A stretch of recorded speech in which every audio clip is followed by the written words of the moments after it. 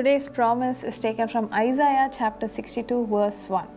ಈ ದಿನದ ವಾಗ್ದಾನ ವಚನವನ್ನು ಯೆಶಾಯ 62:1ನೇ ವಚನದಿಂದ ತೆಗೆದುಕೊಳ್ಳಲಾಗಿದೆ. For Zion's sake I will not keep silent, and for Jerusalem's sake I will not be quiet. ಚಿಯೋನಿನ ಧರ್ಮವು ಪ್ರಕಾಶಗೊಳ್ಳುವ ತನಕ ಯೆರೂಸಲೇಮಿನ ರಕ್ಷಣೆಯು ದೀವಟಿಕೆಯಂತೆ ಪ್ರಜ್ವಲಿಸುವವರೆಗೆ ನಾನು ಮೌನವಾಗಿರೆನು. The Lord says, for your sake he will not keep silent or he will not be quiet. ದೇವರು ಹೇಳುತ್ತಾನೆ, ನಾನು ನಿನಗಾಗಿ ಮೌನವಾಗಿರೆನು, ಸುಮ್ಮನಿರೆನು ಎಂದು. The Lord is by your side, my dear friends. ನನ್ನ ಪ್ರಿಯ ಸ್ನೇಹಿತರೆ, ದೇವರು ನಿಮ್ಮ ಕಡೆ ಇದ್ದಾನೆ. What a great promise this is. ಎಂತ ಮಹಾ ವಾಗ್ದಾನ ಇದು. What a great reassurance for us. ಎಂತ ದೊಡ್ಡ ಆಶ್ವಾಸನೆ ಇದು. Today you might have been let down by all the people in your life. ನಿಮ್ಮ ಜೀವಿತದಲ್ಲಿ ಎಲ್ಲಾ ಜನರಿಂದ ನೀವು ಕೈ ಬಿಡಲ್ಪಟ್ಟಿರಬಹುದು. People might have cheated you or betrayed you. ಜನರು ನಿಮಗೆ ಮೋಸ ಮಾಡಿರಬಹುದು ಅಥವಾ ದ್ರೋಹ ಮಾಡಿರಬಹುದು. You might have trusted somebody and given them something, but they would have backstabbed you and let you all alone. ನೀವು ಯಾರನ್ನು ನಂಬಿ ಏನನ್ನೋ ಕೊಟ್ಟಿರಬಹುದು, ಆದರೆ ಅವರು ನಿಮ್ಮ ಬೆನ್ನಿಗೆ ಚೂರಿ ಹಾಕಿ ನಿಮ್ಮನ್ನು ಒಬ್ಬಂಟಿಗರನ್ನಾಗಿ ಮಾಡಿರಬಹುದು. But today the Lord says that he is by your side. ಆದರೆ ದೇವರು ಈ ದಿನ ಹೇಳುತ್ತಿದ್ದಾನೆ, ನಾನು ನಿನ್ನ ಕಡೆ ಇದ್ದೇನೆ. What a blessing for us. ಎಂತ ದೊಡ್ಡ ಆಶೀರ್ವಾದ ನಮಗೆ. We read in Exodus 14:14. ವಿಮೋಚನಕಾಂಡ 14:14ನೇ ವಚನದಲ್ಲಿ ನೋಡುತ್ತೇವೆ. The Lord will fight for you, you only need to be still. ಯೆಹೋವನೇ ನಿಮಗಾಗಿ ಯುದ್ಧ ಮಾಡುವನು, ನೀವಂತೂ ಸುಮ್ಮನೆ ಇರ್ರಿ. Yes, let us always be still and be patient and wait for the timing of the Lord. ನಾವು ಯಾವಾಗಲೂ ಸುಮ್ಮನೆ ಇದ್ದು ತಾಳ್ಮೆಯಿಂದ ದೇವರ ಸಮಯಕ್ಕಾಗಿ ಕಾಯಬೇಕು. I recently was reading the chapter of Ezekiel. ನಾನು ಇತ್ತೀಚೆಗೆ ಯೆಹೆಜ್ಕೇಲನ ಅಧ್ಯಾಯಗಳನ್ನು ಓದುತ್ತಿದ್ದೇನೆ. And we read in Ezekiel how the Lord tells Ezekiel to go and speak to the Israelites. ಹೇಗೆ ದೇವರು ಯೆಹೆಜ್ಕೇಲನಿಗೆ ಇಸ್ರಾಯೇಲರಲ್ಲಿ ಹೋಗಿ ಮಾತನಾಡಲು ಹೇಳುತ್ತಾನೆ. And the Lord says, those people will not listen to you. They will not even give a ear to what you're going to say. But even then, I want you to go and speak to them. ನೀನು ಹೇಳುವ ಯಾವುದೇ ವಿಚಾರಗಳಿಗೂ ಅವರು ಕಿವಿಗೊಡುವುದಿಲ್ಲ, ಆದರೂ ಕೂಡ ನೀನು ಹೋಗಿ ಮಾತನಾಡಬೇಕೆಂದು ನಾನು ಆಜ್ಞಾಪಿಸುತ್ತೇನೆ. Yes, the Lord did not want to give up on the Israelites. ದೇವರು ಇಸ್ರಾಯೇಲ್ಯರನ್ನು ಬಿಟ್ಟು ಬಿಡಲು ಮನಸ್ಸು ಮಾಡಲಿಲ್ಲ. In the same way, the Lord never wants to give up on you, my dear friends. ಅದೇ ರೀತಿ ನನ್ನ ಪ್ರಿಯ ಸ್ನೇಹಿತರೆ, ನಿಮ್ಮನ್ನು ಕೂಡ ಬಿಡಲು ದೇವರಿಗೆ ಮನಸ್ಸಿಲ್ಲ. Today, if you feel like giving up your life, ಇಂದು ನಿಮಗೆ ಜೀವನವನ್ನು ತ್ಯಜಿಸಬೇಕೆಂದು ಮನಸ್ಸಾದರೂ, if you feel that everything is a failure, ಎಲ್ಲವೂ ವಿಫಲತೆ ಎಂದು ಭಾಸವಾದರೂ, remember that the Lord is by your side. ನೆನಪಿಡಿರಿ, ದೇವರು ನಿಮ್ಮ ಕಡೆ ಇದ್ದಾನೆ. And he has the ability to change your life upside down in just a second.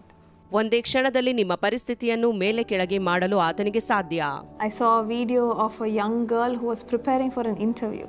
ಯವನಸ್ಥ ಹುಡುಗಿ ಸಂದರ್ಶನಕ್ಕಾಗಿ ತಯಾರಾಗುತ್ತಿರುವ ವಿಡಿಯೋವನ್ನು ನಾನು ನೋಡಿದೆ. She was so timid, so shy, but she was so capable, and she went to this interview. ಆಕೆ ನಾಚಿಕೆ ಸ್ವಭಾವದವಳು, ಆದರೆ ಸಮರ್ಥಳಾಗಿದ್ದಳು, ಆದ್ದರಿಂದ ಸಂದರ್ಶನಕ್ಕೆ ಹೋದಳು. There was a huge queue and she was in the beginning of the queue.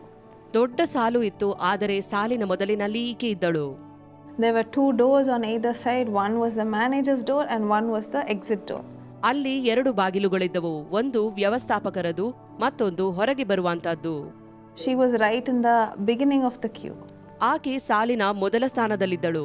But people pushed her, they made fun of her, and they pushed her till the last in the line.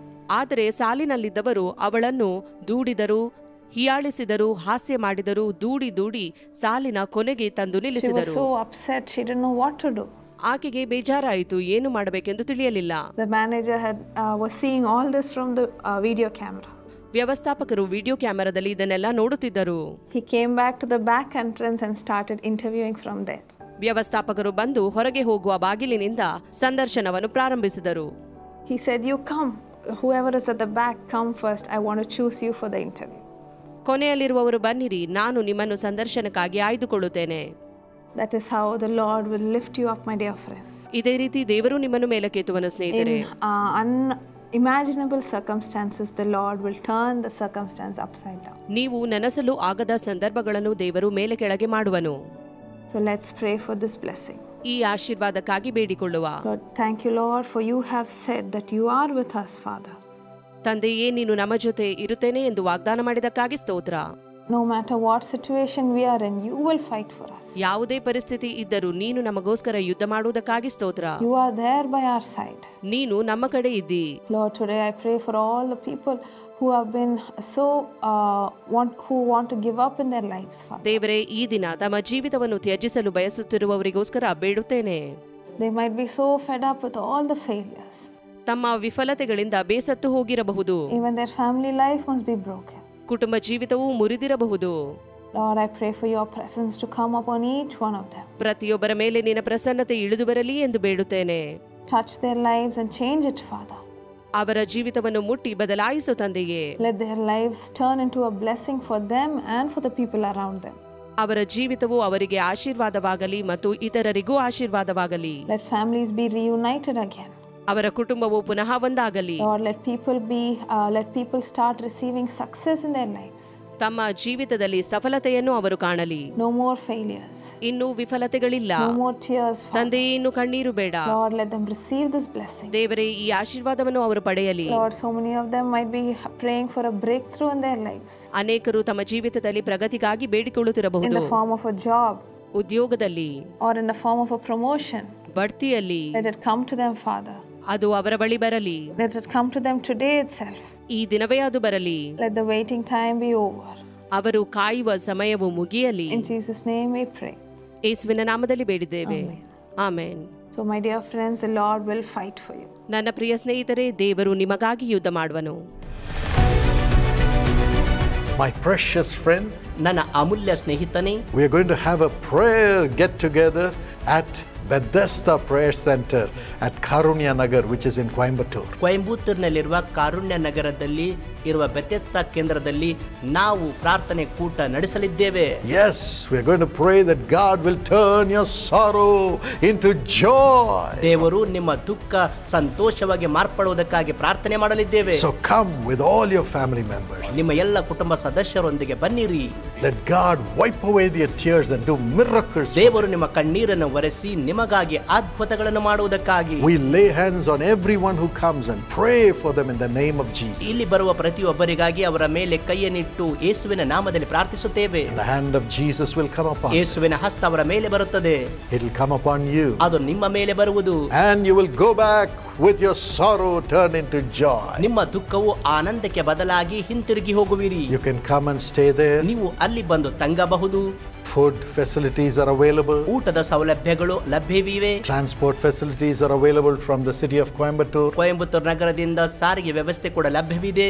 Just come. ಅದಕ್ಕಾಗಿ ಬನ್ನಿರಿ. Call the number on the screen and they'll give you all the information. ಪರದೆಯ ಮೇಲೆ ಕಾಣುವ ಸಂಖ್ಯೆಗೆ ಕರೆ ಮಾಡಿರಿ. ಎಲ್ಲ ಮಾಹಿತಿ ಅವರು ನಿಮಗೆ ಕೊಡುವರು.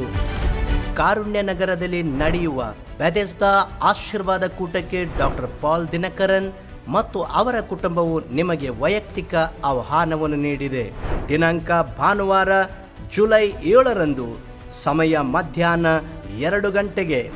ವಸತಿ ಮತ್ತು ಹೆಚ್ಚಿನ ವಿವರಗಳಿಗಾಗಿ ದಯವಿಟ್ಟು ತಕ್ಷಣ 9487846601 ಈ ಸಂಖ್ಯೆಗೆ ಸಂಪರ್ಕಿಸಬಹುದು.